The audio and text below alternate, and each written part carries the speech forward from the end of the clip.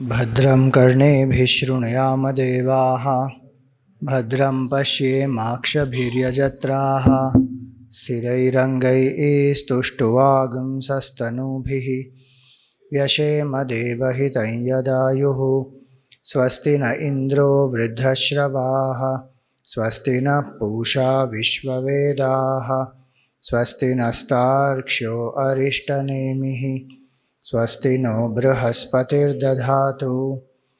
ओम शांति शांति शांति।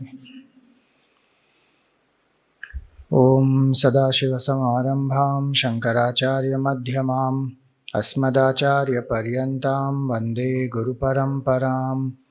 श्रुतिस्मृतिपुराणानाम् आलयं करुणालयं नमामि भगवत्पादं शङ्करं लोकशङ्करं। शङ्करं शङ्कराचार्यं केशवं बादरायणं सूत्रभाष्यकृतौ वन्दे भगवन्तौ पुनः पुनः। समस्तजनकल्याणे निरतं करुणामयं नमामि चिन्मयं देवं सद्गुरुं ब्रह्मविद्वरम्। हरि ओम, salutations to all. So Brahma ji replied to Ashwalayana Rishi, Shraddha Bhakti Dhyana Yogad Avaihi. Through Shraddha Bhakti and Dhyana Yoga, come to know this truth.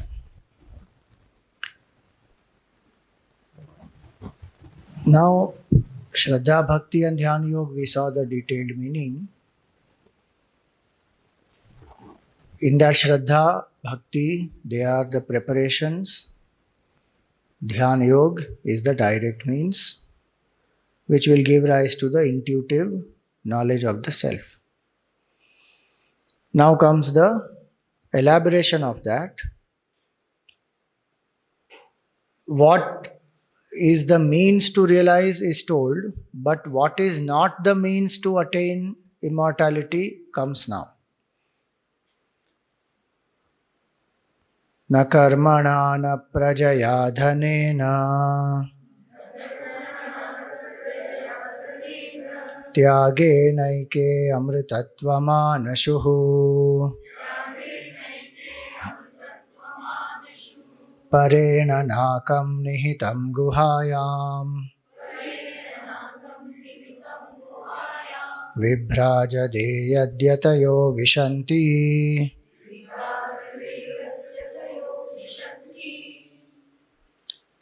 Next one also we can take. Vedanta vijnana sunishchitarthaha sannyasa yogadyataya shuddha sattvaaha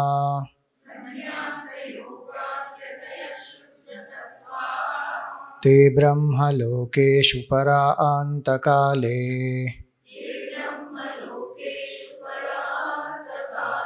paramritat parimucyanti sarve.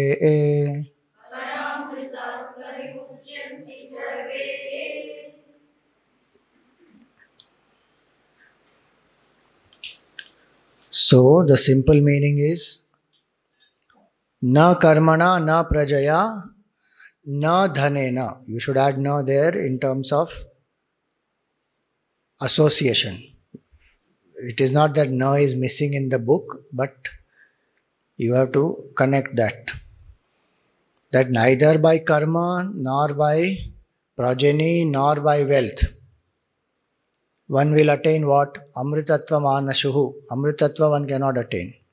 Then how will one attain? Tyage naike. Only through tyaga. Amritatva manashuhu. Only through tyaga one will attain the supreme state of Kaivalya. What is that supreme state? Parena nakam. It is beyond naka. Beyond naka? Naka we think is our nose. It is not nose. Naka means heaven. Beyond heaven it is. Parena nakam. Acha, beyond heaven, somewhere far away we have to go. No, no, nihitam guhayam, in our heart. Beyond heaven, but in our heart. Vibhrajate, and that state is as though shining in our heart.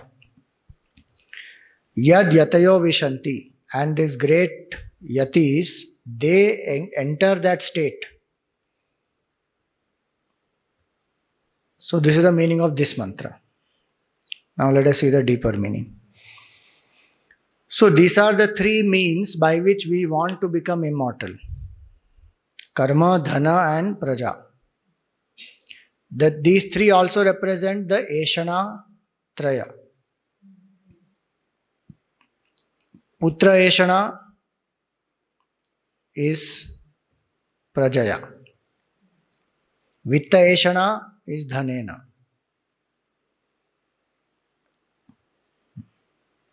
And Loka Eshana is Karma. These are three desires that every human being will have. Desire for wealth, desire for progeny, desire for great achievements. So that is in Vedanta called Eshana Traya. But the mantra here says, by these three one will not become immortal. No, Swamiji, we don't want to become immortal through these three. Think about it. Everyone knows that the body is going to perish. But what should continue? Swamiji, my name should continue. Even before the body perishes, name. जाके मेरा नाम बोल दो, काम तुम्हारा हो जाएगा. My name has that power. Bhagwan's name doesn't have any power, but my name has lot of power. That's how we think. क्या राम राम बोलने से ऐसे थोड़ी साक्षात्कार हो जाएगा. So that there Bhagwan name no Shraddha we have. But my name, oh go just tell my name. You don't even need my recommendation letter, just tell my name. So we have a lot of this thing, our name must continue. How will one get that name? Through karma, achievement, success. Oh, this person achieved so much, Generations together people will remember. So through karma, we want to become immortal, meaning body obviously can't be immortal, but the name of that jiva becomes immortal. So through karma, I want immortality. Or through praja. That is most common. What I could not achieve, I want to achieve through my child. Child is my own extension, is the understanding. It is me in another form. But that me in another form, when that me starts rebelling, then one says, this is not my child. If that child does something which is not acceptable, then pata nahi ye kahan se aa gaya.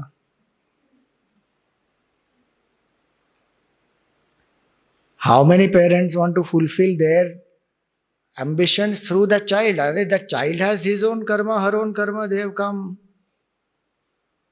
It's very interesting, Animals, they feel emotions, but they are very clear that their young ones will not be with them. They don't have buddhi. Still they are able to handle that better. We can't handle. Our buddhi is there. We are intelligent beings, self-aware, all that. But Swamiji, my child is going away. This last 2 months I have with my child, so I can't attend class, because I promised my child I will spend full time with the child, because, otherwise the child is then going to America, then I will not meet the child. So, bunk satsang. I love for the child is great. I am not saying anything bad about that, but it happens. Oh, my child is going. Meaning that bird is flying away from the nest, so that much time as much as I can spend, I should spend. They have called, in psychology, they call it, what is it? Empty nest syndrome. Birds and animals and all of these creatures, they are very caring about their children, there is no doubt, but at some point they know if the child goes, it goes. Now what can you do? But we have a lot of attachment with putra. Not only with putra, then putra ka putra also.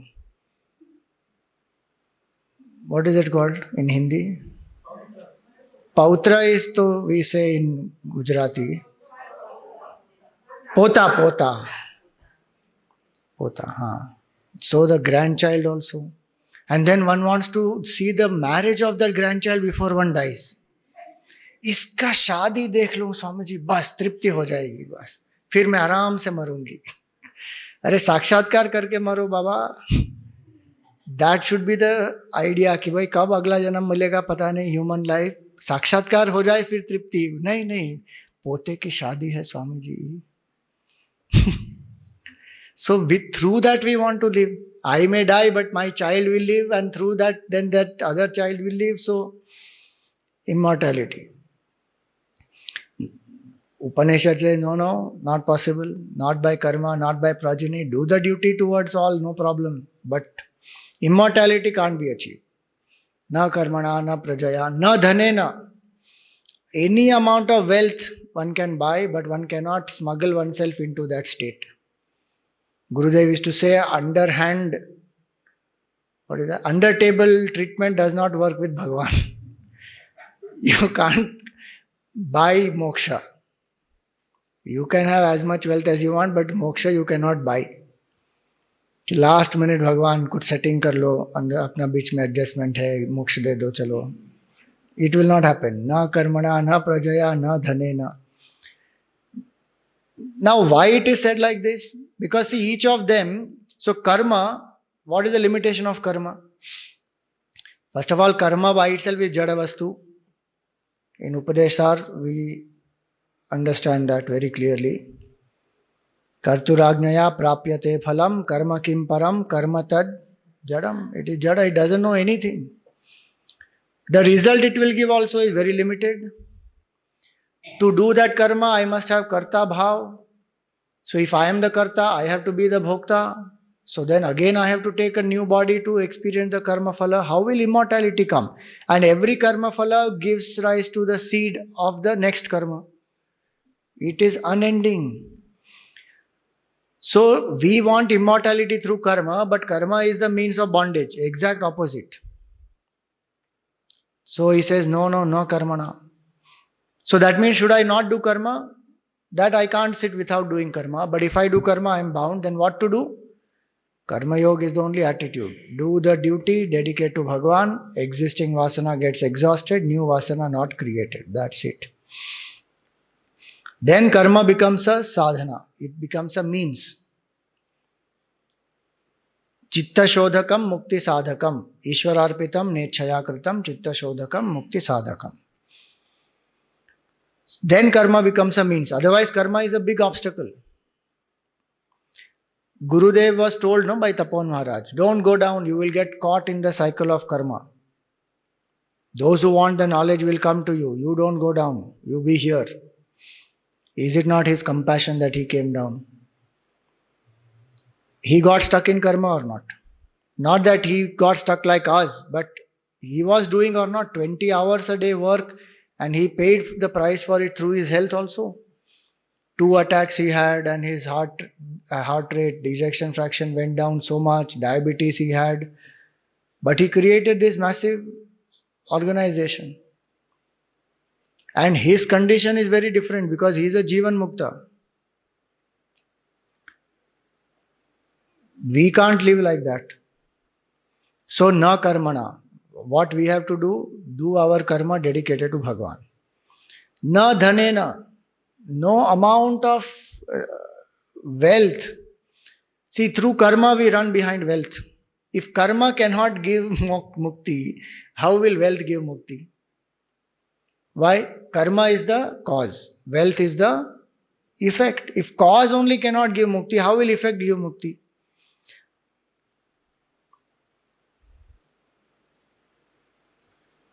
Why this is said, because some people think that any type of karma they can do and then they can purchase punya karma. Punya. By some dhan, some yajna, some havan, some japa, some puja, some sponsorship they can do. And that japa also they will not do. They will make a pandit sit ki hamare liye karo 10 lakh jap baith ke. But this person is not changing the adharmic ways of living. So they think that we can continue the way we are living, but we have got wealth. With that wealth, we will do some lot of dhan and some punya and some, japa and puja. We will become this, that, and that punya will help me. Then I will get mukti. That will not work. Why it will not work? Because where is avidya? Avidya of this supreme reality is in my mind and intellect. Somebody else doing that, how this will go? Vivek Chudamani, that example is there. For your hunger, if somebody else eats food, will it go? How nice if it was like that, But that doesn't work. My hunger, I only have to eliminate. So, if avidya is in my mind, I have to put that effort to come out of that. See, the sadhana that one does or somebody else dedicates it to us and does has some impact. There is no doubt. But one can't depend on that mainly. There are people who are very proud. They say, Swamiji, हमारे घर में पंडित जी आते हैं और हर रोज पूजा करते हैं. Good for the Pandit ji. If you are sitting and Pandit is helping you to do puja, then fabulous for you. No, vibration in the house is good. Very good. Vibration of the house will be nice, there is no doubt. But you have to get that punya. Only when we involve mentally, then only we will get the punya. No? How will we get otherwise? No, Swamiji, Pandit ji हमारे लिए संकल्प करते हैं तो हमको मिलेगा. मिलेगा. Some effect will be there is no doubt. But not that much as it can be when we sit and do. We may not even know correctly to do, but if we sit and do, that will have more effect on us than a pandit doing it exactly correctly. So many people don't do sadhana or puja because they think, nahi, hum galat nahi karna chahte. So that caution is great, no doubt. We should be alert so that we don't make mistakes, so we should learn. That is fabulous. But that should not prevent me from doing sadhana. That मैं नहीं chant कर सकता तो कोई और करेगा मेरे लिए. Bhagavan says, whatever it is you chant to me doesn't matter. At the end we say, no, mantrahinam, kriyahinam, bhaktihinam, sureshwara, yat pujitam maya deva, paripurnam, tadastume, aparada sahasrani, kriyante harnisham maya. We are very funny people. In this chanting, we have made, if we make mistakes or ritual, we make mistakes, so we are desisting from doing. But nishiddha karma, go on doing. That we are not desisting from doing. How contradictory is that? Adharma, nishiddha karma, that though goes on. And then justify that also happily. Saying that, what is the use of Bhagavan's glory and compassion if I don't make a mistake? In Hindi some couplet is there, I forget whatever it is. Nice couplet it is. Which means that it doesn't matter you make mistake, then only Bhagavan can forgive. So Bhagavan's forgiveness comes into play when you make a mistake. That's why he says here, Upanishad says, na dhanena, no amount of wealth will buy it. It's just impossible. What did Bhagavan say in the Gita? Patram, one leaf you offer. Pushpam, one flower. One drop of water. You offer that much is enough. With bhav what you offer. Kannappa, he offered what? He used to offer meat. And he used to fill the water in his mouth because he can't carry water and meat together. So water will be in his mouth and meat he will carry. Offer it to Lord Shiva and do abhishek with his mouth. Bhagavan accepted, and the Brahman was coming and doing pura vidhivat. He did not get darshan of Bhagavan Shivji, but Kannappa Nayanar, he got darshan, and because of Kannappa, this Brahman got darshan. Because Brahman used to sit and watch, who is doing this, who is spoiling this every day? So he sat and watched one day, and he got darshan of Bhagavan. So our effort, our bhav matters more than buying anything else. So na karmana, na dhanena, na prajaya. Children have their own destiny. We can't expect to live through them. And which jiva comes through us also we don't know. Some karmic consequence only that jiva is born. It has to come through us, it will come. So these three are not the means. Na karmana, na prajaya. So praja does not mean only children. Praja means anything which I have created, on which I depend for immortality. That's the larger meaning of the word praja. We get very attached now to our poem, our photographs, our videos, whatever we create, and then we keep looking, oh, so nice, so lovely, so wonderful. Feels nice also, it's good, but it is like that. So whatever we have created, it may be our home, it may be some achievement in the world, it may be whatever it is. Anything that we have created, that is meaning praja. Creator himself got attached to his creation, then what to talk about us? Brahmaji got fascinated by Saraswati Devi. One of the Puranas, that is the story.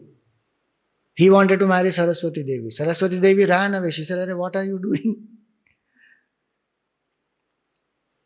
So, those stories are to tell us that if Creator can get attached to the creation, who are we? We definitely get attached. The books that we write, and then we get attached to all that. Empire that we create, everything. So, na karmana, na prajaya, na dhanena, all these have a place in life, there is no doubt.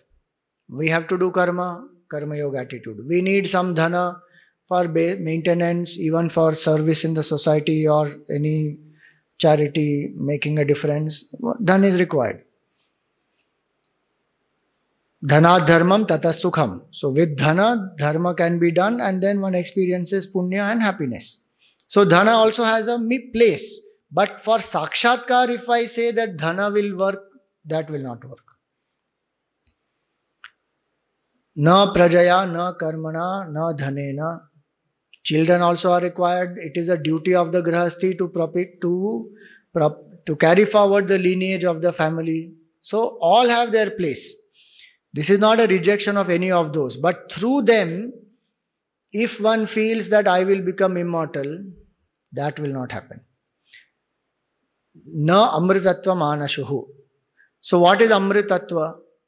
Mritatva means death, means change. Amritatva means where there is no death, no change. That changeless state, amritatva. So amritatva manashuhu, it is not attained. Now very interesting is this arrangement, this expression, karma, praja and dhana. So, 4 purusharthas are indicated in the first line. Dhana indicates artha, praja indicates kama, karma indicates the word dharma, and amritatva indicates moksha.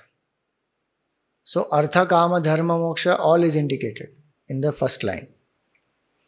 In that, artha, kama and dharma are not direct means to moksha. They are preparatory means. Like in the Atma Bodh, the example given is, you can prepare a lot of items. So, wash the vegetables, cut them, keep the masala ready, keep any other additional paneer and this and that, everything, keep it ready. But the main means of cooking is what? Fire. Pakasya vanniva jnanam vina moksho na siddhyati. Until that fire is not lit, even if all the ingredients are there, one mixes it, dish will not get prepared. Fire is a direct means. So artha and kama and dharma are a preparatory means, there is no doubt. But Direct means is jnana only. That will come ahead. So tyaga is the word indicated for that direct means. What is the direct means? How will I get Amritattva? I will get Amritattva only through tyaga. So one is artha, kama, dharma, moksha is indicated. Then also na karmana, na prajaya, na dhanena, they also indicate these three levels. So dhana indicates adi bhautik level, because we attain wealth in the world outside. Praja indicates adi daivik level. How praja indicates adi daivik level? Because children come through blessings of Ishvara only. It will not happen otherwise. No, Swamiji, biological process, children can happen. Try. That jiva who has to come through that individual, that jiva has some connection, then only will come through that individual. And in that birth of the child itself, the lot of karma is getting exhausted between that mother, father and the parent and the child. No, Swamiji, artificial insemination and what is that called? Surrogacy. Through surrogacy also we can do. But that karma of that parent is not getting exhausted as far as the childbirth is concerned. After the child is born, then they are raising the child. So if the child is born to that parent, it is happening because of karma only. That is why Adi Daivik. Even marriage itself is Adi Daivik. Then what to talk about child? So dhana is Adi Bhautik, praja is Adi Daivik, and karma is Adhyatmik. Because the karma that we do is based on our vasana. Vasana, desire, thoughts and the action. It is Adi Adhyatmik level. Now, he says here, these three will not lead to realization or fulfillment. Tyagena ekena. So three means are given, and contrast to that is one, eka. Only through tyaga.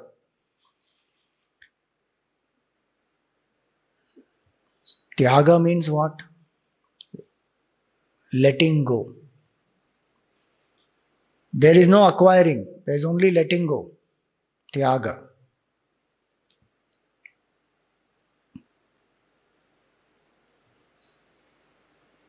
Why it is not possible to acquire? See, all the other three are acquisition.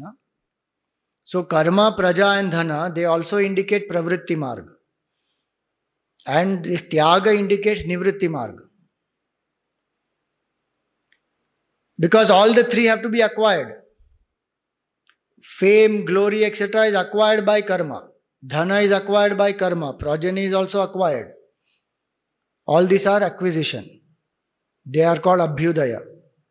Nishreyasa is the path of tyaga. Fulfillment, inner fulfillment. So why is it not possible to acquire realization? Because no matter what we acquire, we will still remain finite only. Infinity is not a product of accumulation. Even mathematically, as many numbers you want to multiply, will it lead to infinity? It can't. As much numbers we add, will it lead to infinity? It won't.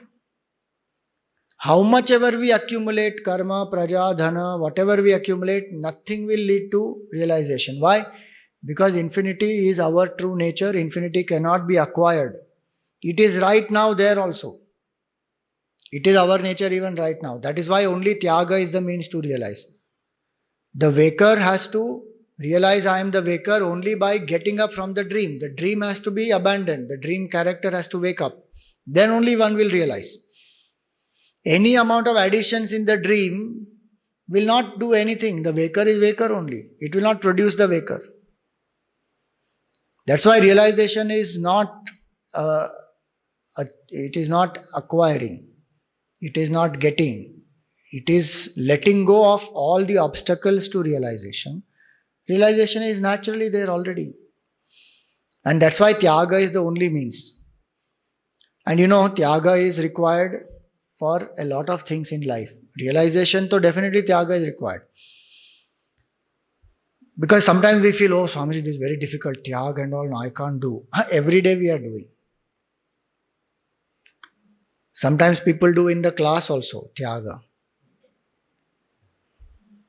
How? Happily they do Tyaga of the satsang, what they are listening, and they glide into sleep effortlessly. If you want to sleep, you have to do Tyaga. Can you sleep without Tyaga? Think about it. After the night walk, who survived today, you will crash on the bed. You will be exhausted, tired. Any other thought comes, you will say, nothing doing, I'm tired. This Swamiji, I don't know, he's very Rajasic. It's morning 5:30 onwards till night 10 o'clock. He's keeping us on our toes. He's not giving enough time to sleep. अब बहुत हो गया ना, बस आज का खत्म कर, बस I just want to sleep.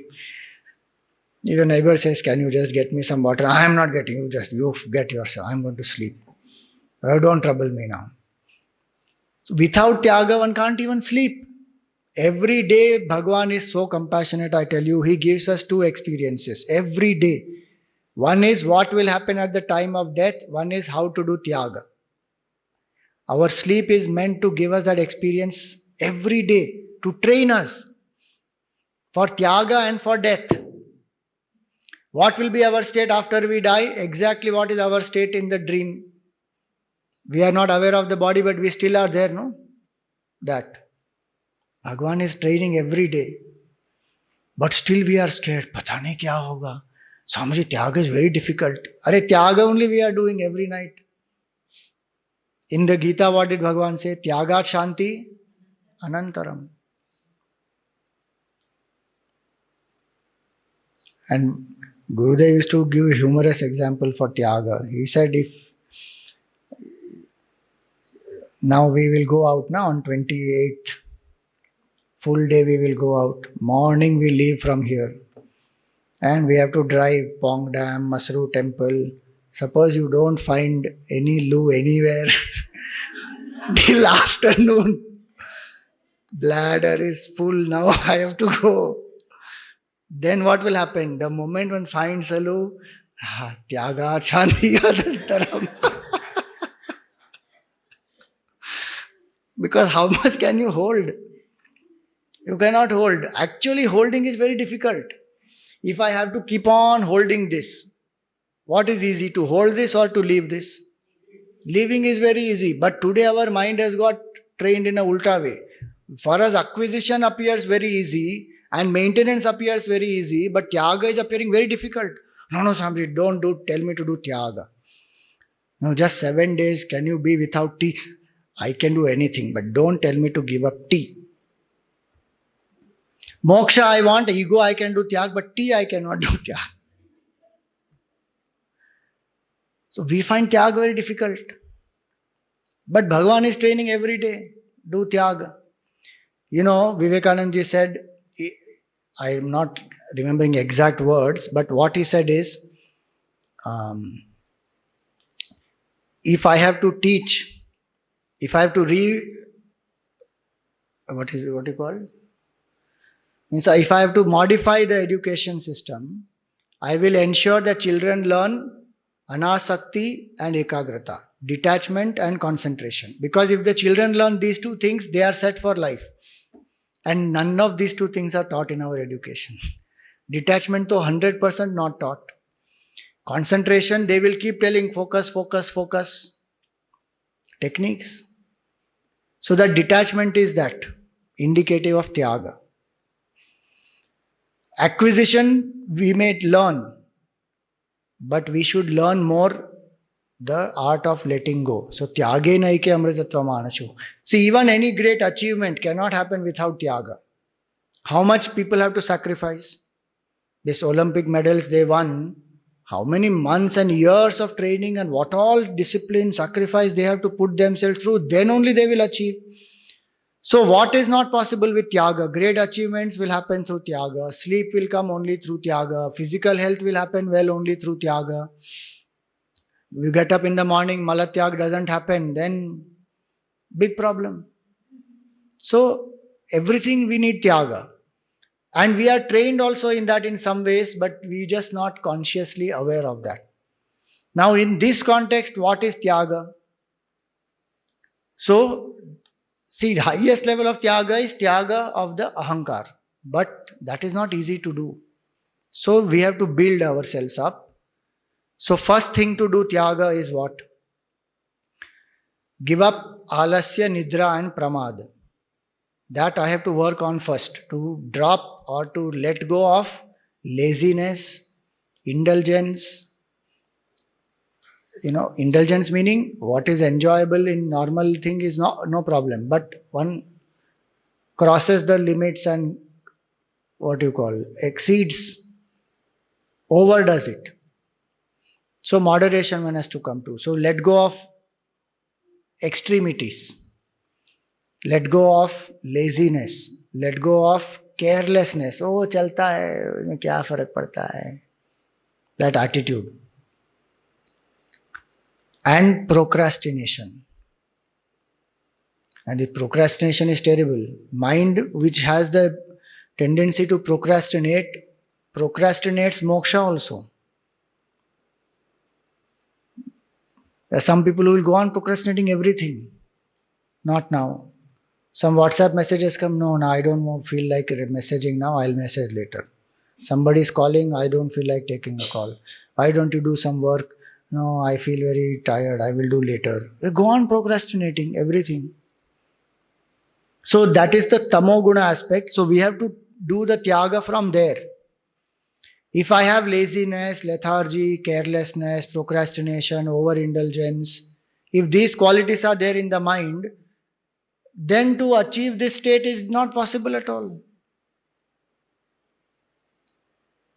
So first level of Tyaga is to let go of these things. How will I let go of these things?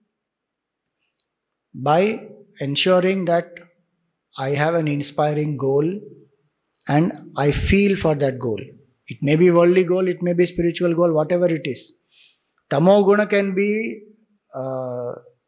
overcome only with Rajoguna. It cannot be overcome by Sattva Guna by itself.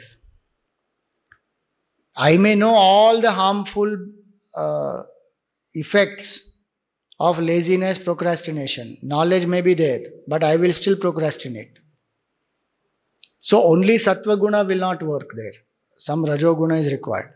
So first level of Tyaga is Alasya, Pramad, Nidra, all these. Second level of Tyaga is Nishiddha Karma, I have to drop. What is prohibited, I have to drop that. Depending on what stage of life we are in, I am right now talking only of the realization for that. Suppose somebody is a student, then they should do Nishiddha Karma of many things which will distract them. They should do Tyaga of that Nishiddha Karma, which will distract them from study. They should drop bad company, because it is not conducive for realizing their goal. Right now I am limiting only to seeker, but you can apply this Tyaga to any type of goal. So Nishiddha Karma, based on our roles, based on our stage of life, what is Nishiddha should be dropped. Like for a Brahmachari, the focus of the Brahmachari has to be on the study, on Ishvara, on Shastra, on the Guru. Not on sense enjoyment. That's why Brahmachari in the earlier days, they used to go away from the house, stay in the Gurukul, so they are away from comfort zone. For a Grahasthi, based on their stage of life, one has to do the Pancha Mahayagnyas, the 5 debts one has to fulfill. That is their duty. And all the other acts, cheating, killing, manipulating, adultery, all those things one has to drop. It is Nishiddha Karma. Telling lies, Nishiddha Karma, all one has to drop. No, Swamiji, everybody is doing, I also have to do. then everybody will face the karma phala, you also face. What else can be done? Wherever we are able to drop, at least we should start with that. See, what happens many times is we straight away think of what is not possible. What is possible, I should start from there. Then what is not possible will also slowly become possible.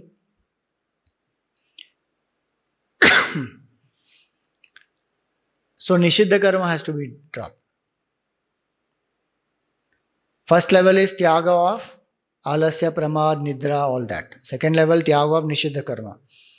Third level is Tyaga of, as much as one can, the Sakama karma must be transformed into Nishkama karma. So the Tyaga of selfishness.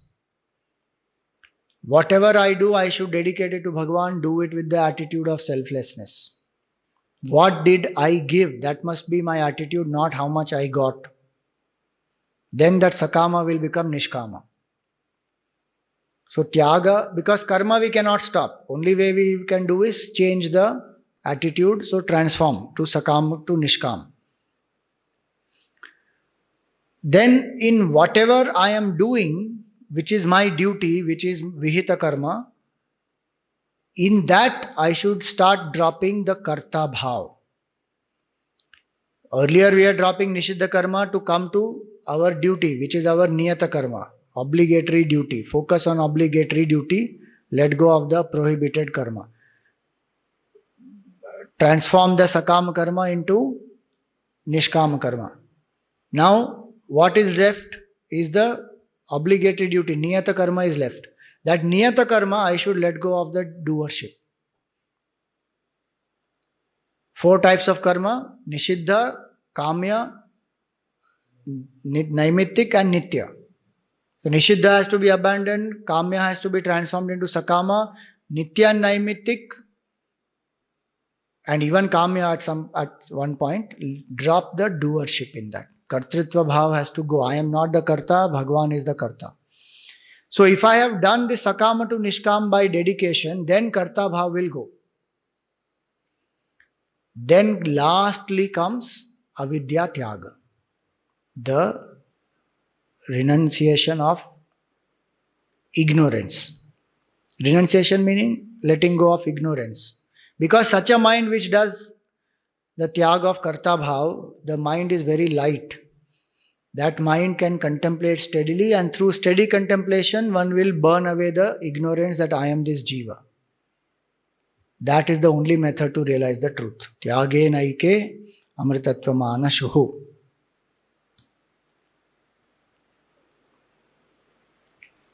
Sorry, one point I missed in between.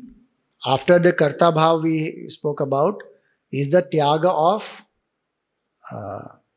Vikshepa, wandering of the mind. That will happen through Upasana, Japa, Puja, Bhajan.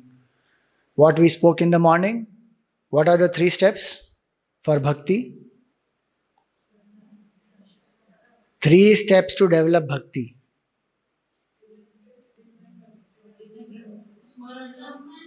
Sambandh, starts with Sambandh, then Smaran, Sharanagati.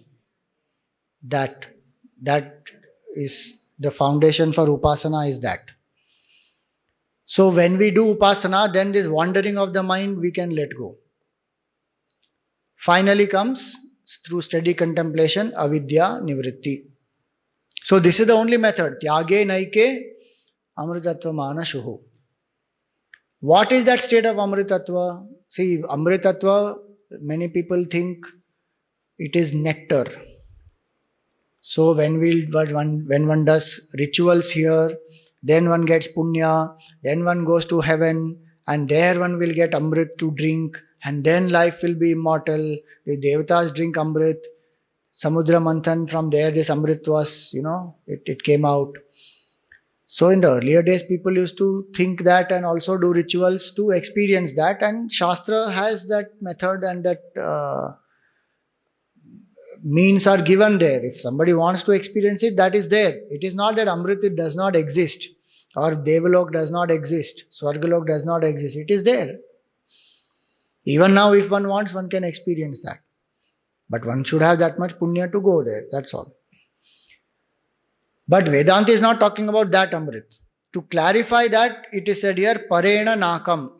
This Amrit is not that Amrit, it is beyond heaven. Kam means Sukham, happiness. Akam means no happiness, means sorrow. Na akam means no sorrow, which means happiness. Swami ji ऐसे खाने के बदले ऐसे क्यों खा रहे हैं? Kam is happiness, akam is sorrow, and na akam is again happiness. So nakam means heaven. Why? Because in heaven there is no sorrow. There is no disease, there is no old age, there is no death. That is the state of heaven. In this Martya Loka, there is all the three: disease, old age, death.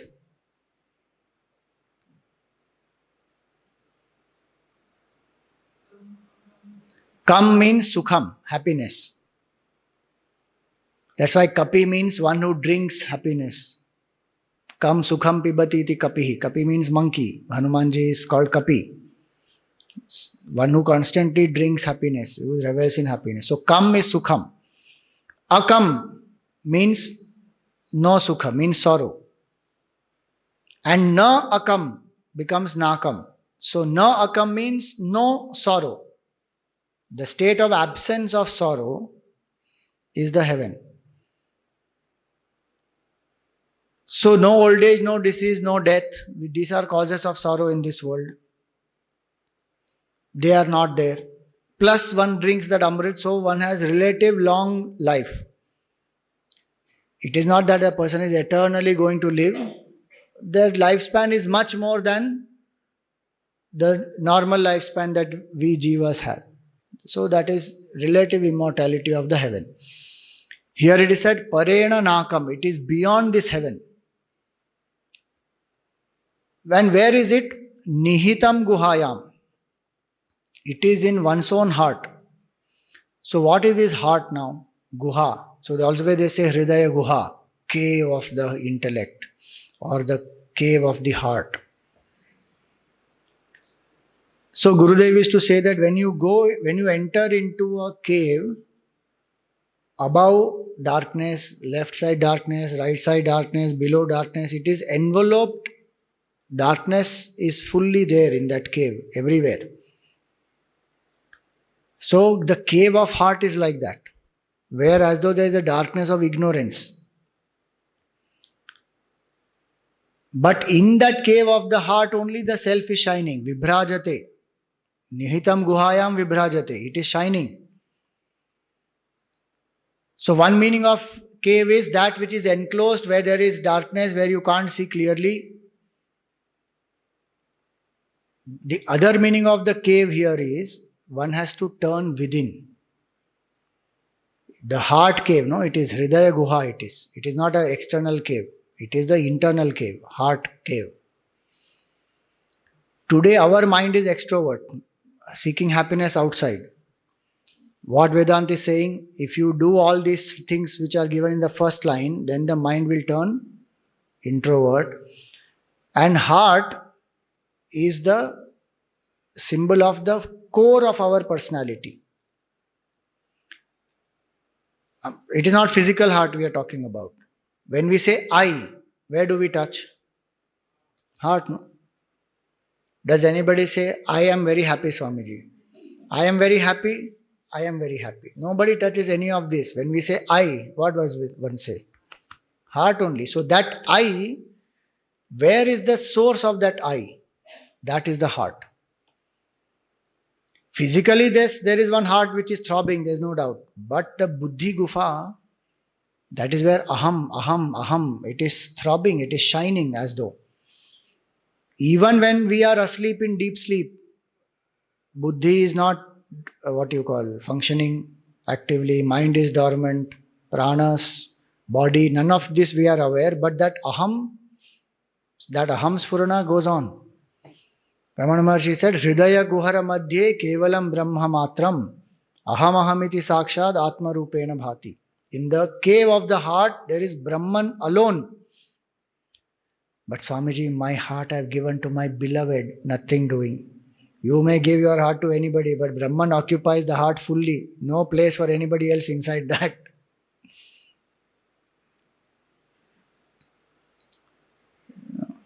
Morning, one of you were asking me that Bhagwan's left side is Mother Parvati, but when we do ritual, why does a wife come on the right side?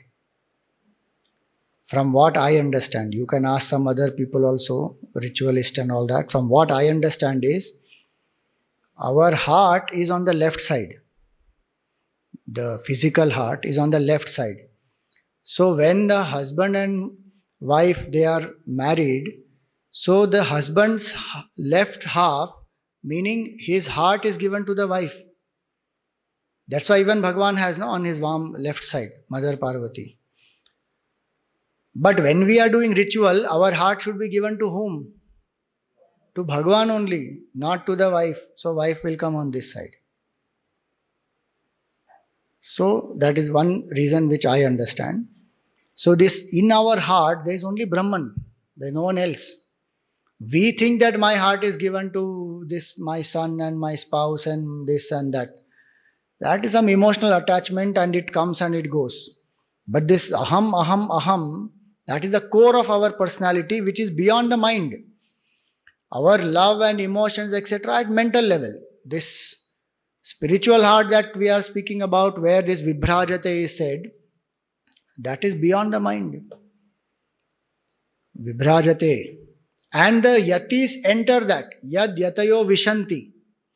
So entering means what? What we are doing in the morning, that.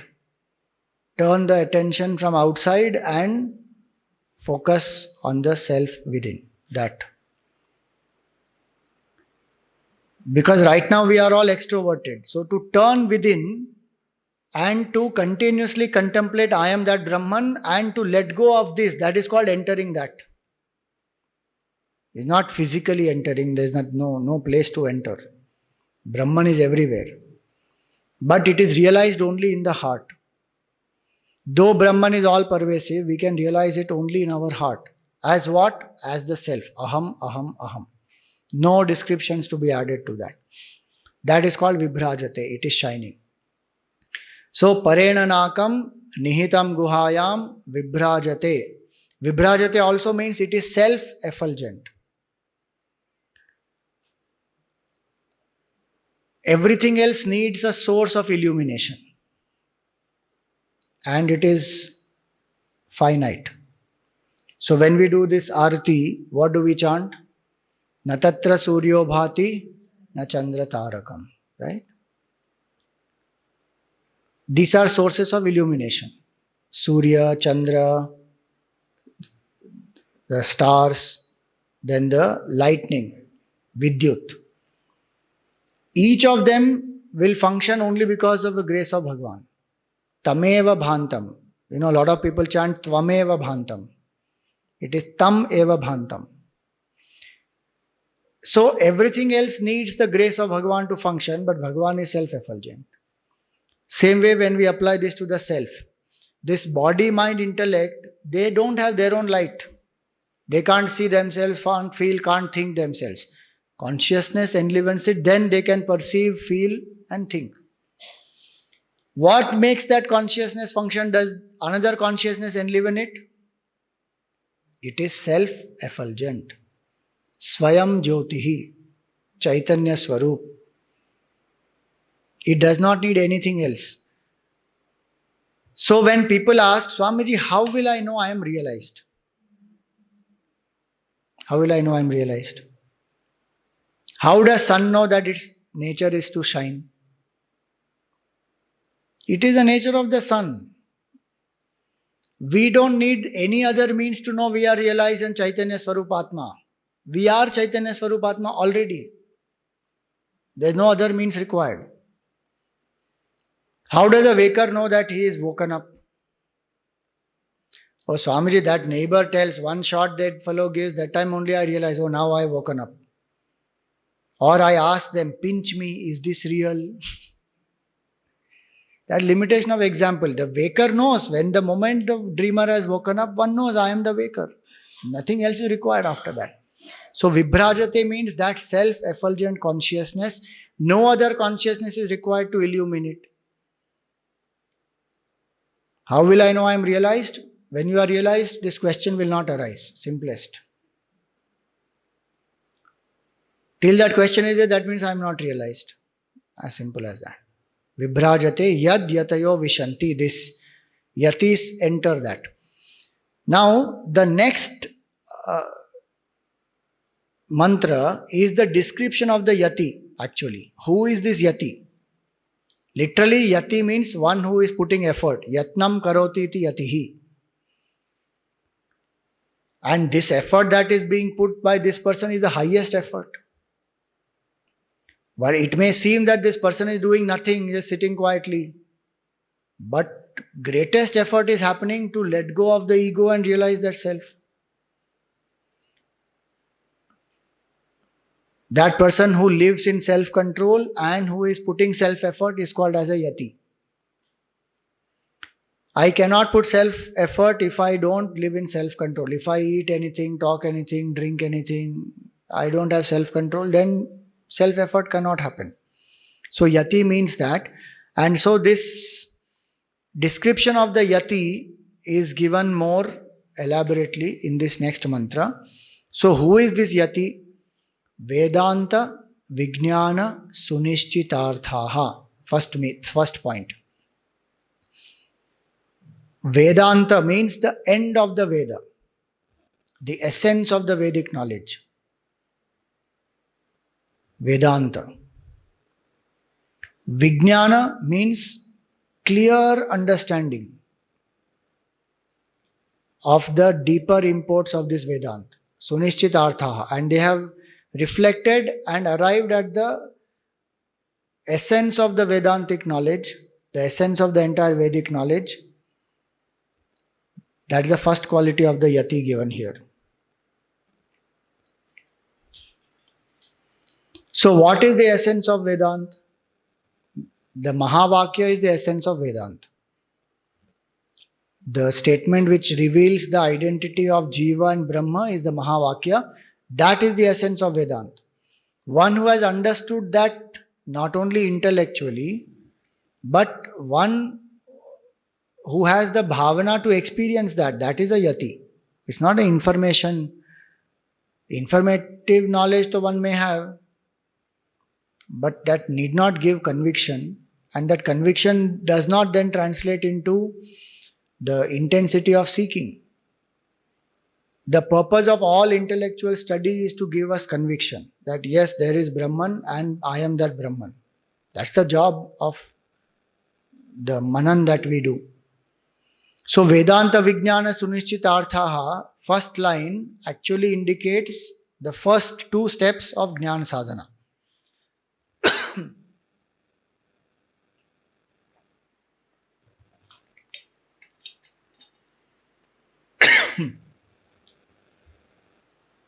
What are the first two steps of Jnana Sadhana? Shravan and Manan. Vedanta Vijnana Sunishchitarthaha indicates Shravan and Manan. They have heard of this knowledge from their teacher and they have reflected upon it, cleared their doubts and arrived at a certain conviction that yes, Brahman is and I am that Brahman. And that intellectual conviction gives them that intensity to then realize Brahman through contemplation. If our study or reflection is not manifesting in the intensity of seeking, that means it is not yet effective. Two problems can be in that. One problem is the earlier sadhanas one has not done. The tyaga, the levels of tyaga we spoke about, that one has not done. So even intellectual information is there, reflection one has done, some clarity has come, but it is not manifesting in action because the mind is not prepared yet. The mind is still having some laziness, lethargy, attachment, selfishness. So Yati is one who has done those earlier sadhanas. So the Shravan and Manan of the Yati is very, very powerful. Again, I am repeating what I have said many times earlier, that a Yati who is already purest in the mind does not need to do Manan also. Will realize immediately. But if in case one has not realized, then Shravan and Manan both, Sunishchitarthaha. And why this is important is because, this Tattvamasi, just I am giving one example. In Vedant, we say Tattvamasi is a statement to indicate non-duality. Because Tat means that, Tvam means thou, Asi means one. So we say that Jiva and Brahma are one, Upadhis are Mithya. This BMI, individual BMI is illusory, total BMI also is illusory, Chaitanya is one, you are that one Chaitanya. Over. Jiva is equal to Brahman. But Dvaita will not say that. The same statement Tattvamasi, Dvaitin will say it does not mean Tattvamasi, it means Tasyatvamasi. Meaning you belong to God. Tasyatvam asi, you belong to God. You and God are not one, you belong to God. You are either a servant of God or you are a part of God. You are not one with God. That's why it is necessary to understand the Mahavakya in the proper context. In the context of the Upanishad, it is Brahma Vidya, it is Aikya, Jiva Brahma Aikya. That's why the word Sunishchitartha is written. That one has to be firmly convinced that no, there is oneness. Essentially, I am one with the divine. That takes time actually. It doesn't happen just like that. But one has to put that effort. There are specific books which are written for Manan and specific books which are written for Nididhyasan. Books like Advait Makarand are for Manan, to reflect. They will clear a lot of doubts. Dakshinamurti Stotram. Dakshinamurti can be used for both Manan and Nididhyasan, but in Manan one can use because lot of the other schools of philosophy are refuted by Shankaracharya ji. So if someone wants clarity about Vedanta, why Vedanta is speaking about essential oneness, and one has that scholarly bent of mind, then what is Nyaya saying, Vaisheshika saying, Sankhya saying, Purvamimamsa, and this Karma Kandis, all that one will read and one will see the refutation of that. Then one gets convinced that yes, 100% Brahman alone is my true nature. Swami, that's a very long process. No, it is, but those who are intellectually oriented, no, for them that is the method. So there are books which are written specifically for Mananam. There are books and compositions which are only for Nididhyasan. Like Nirvana Shatkam is meant for Nididhyasan. Brahma Jnanavali is meant for Nididhyasan. One may use that to do some, reflection. That is a different matter, but it does not give logic. For reflection, one needs logic. That scripture has to give. Why it is said like this? Does Nirvana Shatkam give any logic? It will straight away state the fact.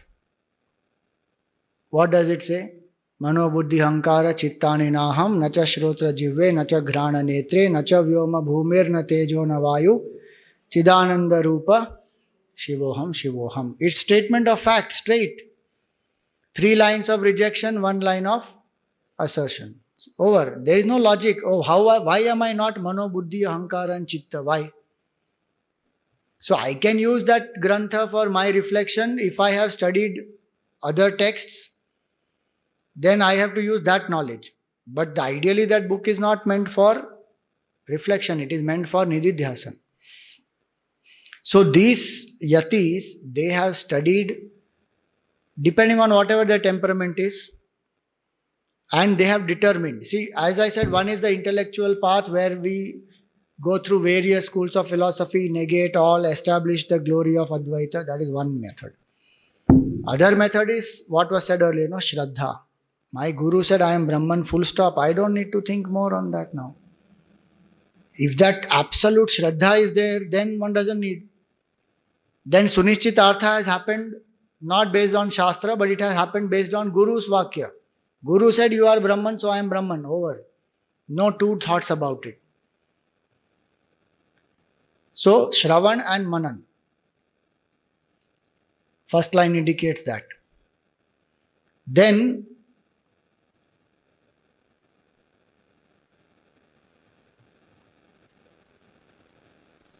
Sannyasa Yogat. Sannyasa Yoga is the Nididhyasan. How? You know, if you read Gurudev's commentary, he has written very nicely. In the third para, at the end, he has written, attuning the mind with the concept of the highest reality and thus heaving the mind from the world of dissipation is yoga. Thus, this beautiful phrase, detachment through attachment, Samnyasa Yoga, has been coined in the Upanishadic literature. It's an oxymoron, detachment through attachment. How does that happen? Detachment through attachment. Detach from the lower and attach to the higher. That is called Samnyasa and Yoga. Sannyasa means to renounce, Yoga means to unite. So that process of rejecting who I am not, asserting who I am, that is called Nididhyasan. So these are the three steps of Jnana Sadhana. Vedanta, Vijnana, Sunishchitarthaha is Shravan and Manan. Sannyasa Yogat is Nididhyasan. This is the main sadhana of the Yati. And this sadhana will lead that person to realization. Yatayaha Shuddha Sattvaha, those who have purified their mind. Please remember, this is Shuddha Sattva. This is not Sattva Guna only. Shuddha Sattva means Rajas and Tamas is just absolutely bare minimum.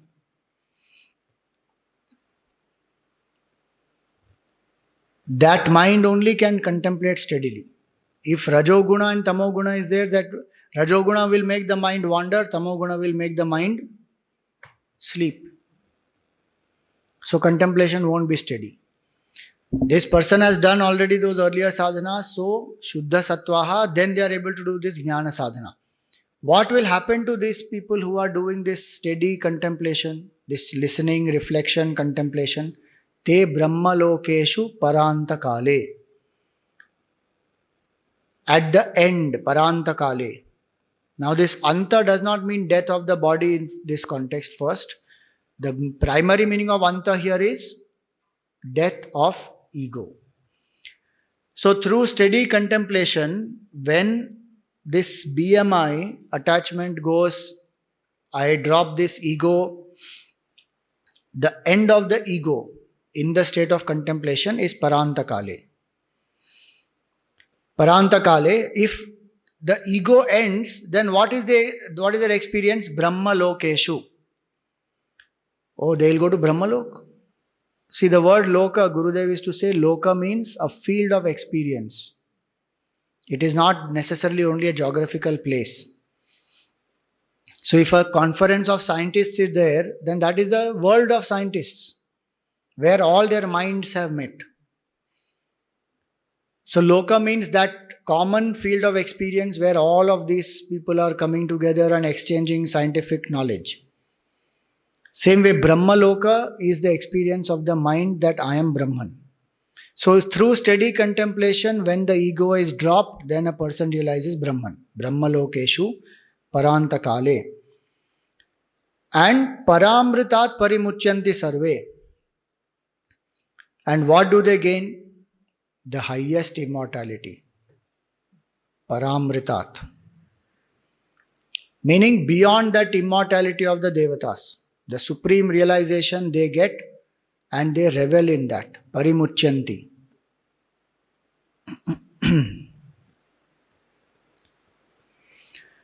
And parimuchyanti also means, much means to drop. Parimuchyanti means they have dropped all bondage, attachments, avidya, everything. Completely renounced everything. The jiva bhav, everything gone. Then they realize the Supreme. Paramritat parimuchyanti sarve. Sarve means these type of yatis. Shuddha sattvaha, they all are in plural. Yatayaha was said earlier. In this mantra only, yatayaha. Meaning, these yatis is in plural. So all these yatis, they renounce everything through contemplation, the attachment to the OET, PFT, BMI, Vasana, everything renounced. And they realize the self. Brahman they experience. Suppose while doing this sadhana, they could not realize the self. For some reason the prarabdha karma ended and this body dropped. Then what happens to these Mahatmas? They don't have vasanas for this world. They have not realized the self yet. So the second meaning of Paranta Kale is dropping of the body. And Brahmaloka then in that context, before realizing if they have dropped the body and they don't have those vasanas to come back, they go to Brahmaloka. The highest loka. In the 14 worlds, the highest is Brahmaloka. And there they enjoy the peace, the quietude, the subtlety of that Brahmaloka. And Brahmaji gives them knowledge at the time of Pralay. And they get mukti. That is called Krama Mukti. So this one shloka indicates both the types of mukti that Vedanta speaks about. One is Jivan Mukti, liberated while living here. Other is Krama Mukti, gradual liberation. Jivan Mukti is here and now, through steady contemplation, these vasanas have got exhausted, avidya burnt, realization happened. Then that person is, after that experience of Jivan Mukti, rest of the life one lives as a Jivan Mukta only, and then body drops at some point. But if suppose they didn't realize, then does all the effort go for a waste? No, nothing goes for a waste. Not only for them, even for all of us. No spiritual effort will ever go for a waste.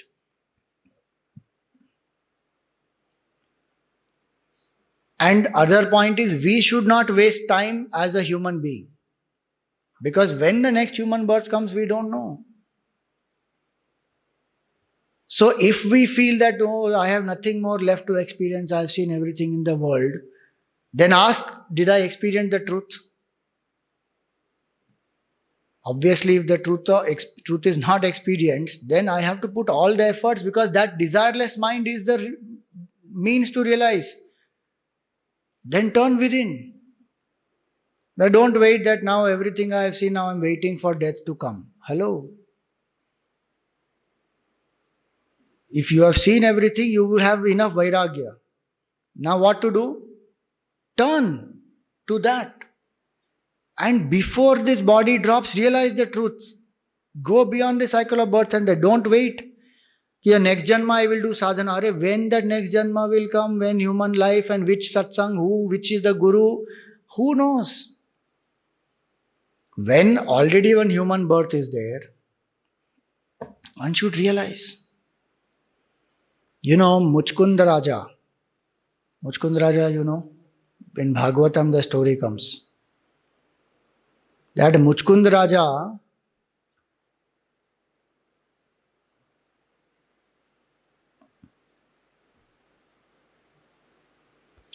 he helped the Devatas. And, to win the war against the Asuras, Muchkund Raja helped the Devatas.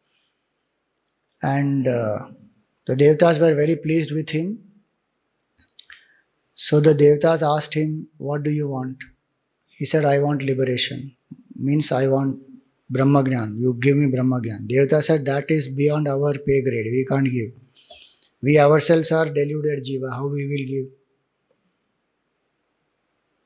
So Muchkund Raja said, okay, that I understand. Now, can you tell me when I will die? Devata said, that we can tell you. Yamaraj is he is one Devata only, I will tell you. They asked Yamaraj.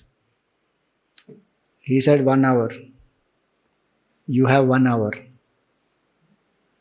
That Muchkund Raja, he sat down, detached himself completely from the BMI, realized the truth in that 1 hour's time. That Muchkund Raja story is inspiring to say that never ever give up hope. Do the sadhana till the last minute. Even in the Gita, Bhagavan said or not? In the second chapter in Sthita Prajna Lakshana, he said, Antakalepi sthitvasyam Brahma Nirvanam Richati. Even just before you die, if you get established in that, you will realize that Supreme. So one should never ever stop that Purusharth. See, what happens sometimes is we are fed up with the worldly things. That's all. Real Vairagya may not have come, but that opportunity can be used to turn. If I have seen enough, I have no interest in the world, then consciously I can turn the mind and intellect to that. If it is not possible to get Jivan Mukti, then Krama Mukti may happen by Ishwar Ichha, then we should leave it to Bhagwan. But we should strive for what? Jivan Mukti. Don't say, Swamiji, we have 2 options. Upanishad gave 2 options. I chose second option. I don't want Jivan Mukti. I am choosing Krama Mukti. How do we know we don't have any other vasana, that we will go straight to Brahmalok and we will not come to this world? Do we know that? We don't know only. Best is to keep striving for Jivan Mukti till the last minute.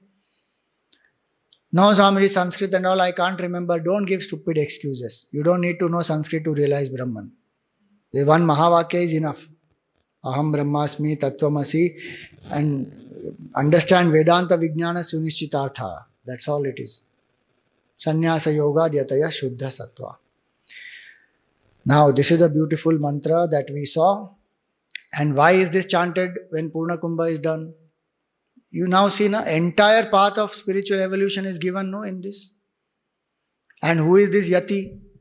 This Yati is the one who is striving like this. And the Yati also has to remind himself, na karmana, na prajaya, na dhanena.